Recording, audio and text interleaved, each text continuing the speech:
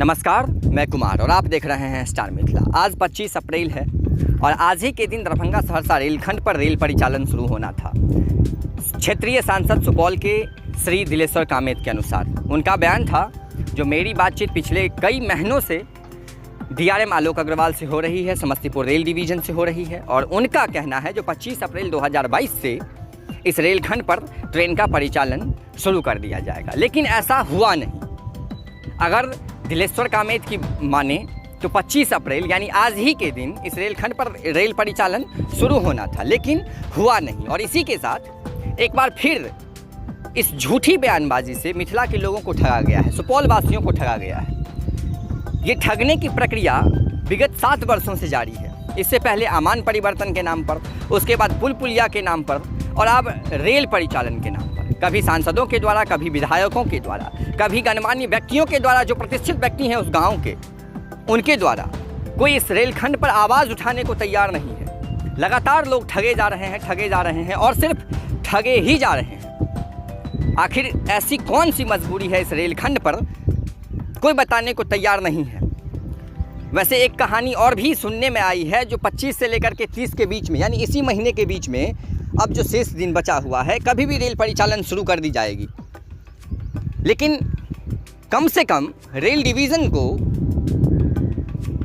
एक notice issue जरूर करना चाहिए था। अगर रेल परिचालन शुरू होगी तो कम से कम 5 दिन 7 दिन पहले अगर नोटिस इशू हो जाता तो इस क्षेत्र के लोगों को काफ़ी सुविधाएं होती, काफ़ी सहानुभूति मिलती, और साथ ही साथ जो गुमटियां हैं, जो रेल फाटक हैं, या फिर जो इस रेल खंड पर गाड़ियां दौड़नी शुरू करेगी, उन सारी गतिविधि को लेकर के यहाँ के लोग अलर्ट हो जाते हैं। जो अब इतने तारीख से ट्रेन चलेगी, ये तो कोई घर की खिचड़ी है नहीं जो 5 मिनट में पका के खा लेना है। ट्रेन चलेगी, और अगर एकाएक ट्रेन चलेगी तो पता नहीं कितने लोगों को खतरा हो सकती है, क्योंकि सबको पता है जो विगत 3 महीने 4 महीने से इस रेलखंड पर कुछ नहीं हुआ, एक मालगाड़ी का इंजन भी नहीं दौड़ा है।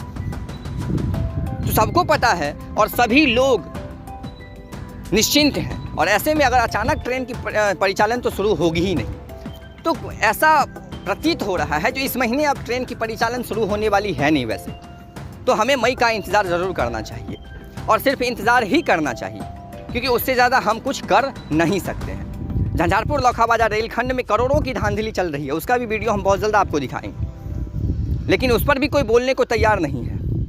ना कोई विधायक बोल रहे हैं और ना ही कोई सांसद, और एक सांसद बोले भी तो वो झूठी बात निकल गई। इस प्रकार से मिथिला के लोगों को ठगा जा रहा है।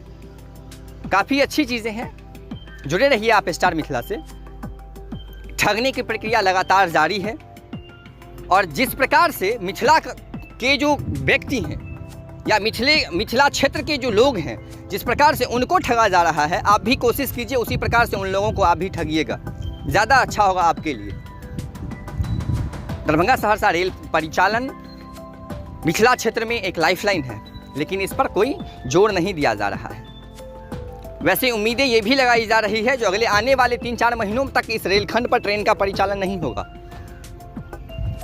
वैसे क्या होता है वो हम आपको ज़रूर बताएंगे। हो सके तो कल ही ट्रेन का परिचालन शुरू हो जाए, ये भी एक बहुत अच्छी बात होगी। तो सारी चीज़ें देखने के लिए आप जुड़े रहें स्टार मिथिला से। चैनल को सब्सक्राइब जरूर कीजिएगा अगर आप हमारे चैनल पर नए हैं तो। लेकिन आज मिथिला के लोगों को एक बार फिर ठगा गया, और इस रेलखंड पर ट्रेन परिचालन शुरू नहीं हुआ।